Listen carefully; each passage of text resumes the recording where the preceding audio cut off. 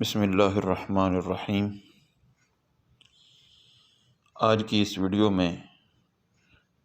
ہر نماز کے بعد گناہوں کی بخشش کے حوالے سے دو احادیث آپ کی خدمت میں پیش کی جائیں گی۔ ایک حدیث صحیح مسلم کے اندر ہے، حدیث نمبر 597۔ حضرت سیدنا ابو ہریرہ رضی اللہ تعالیٰ عنہ سے مروی ہے کہ رسول اللہ صلی اللہ علیہ وآلہ وسلم نے ارشاد فرمایا، جو شخص ہر نماز کے بعد 33 مرتبہ سبحان اللہ اور 33 مرتبہ الحمدللہ اور 33 مرتبہ ہی اللہ اکبر پڑھے تو یہ 99 ہو گئے، اور جب 100 پورا کرنے کے لیے یہ کلمات کہے گا، لا الہ الا اللہ وحدہ لا شریک لہ لہ الملک ولہ الحمد وہو علی کل شیء قدیر، یعنی اس طرح 100 پورے ہو جائیں، 33 مرتبہ سبحان اللہ الحمدللہ اللہ اکبر،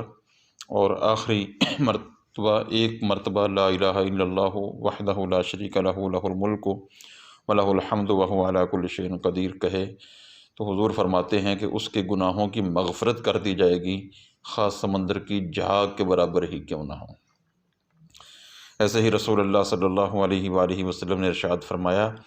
جو شخص نماز کے بعد سبحان اللہ العظیم وبحمدہ ولا حول ولا قوة الا باللہ 3 مرتبہ کہے تو وہ شخص اس حال میں کھڑا ہوگا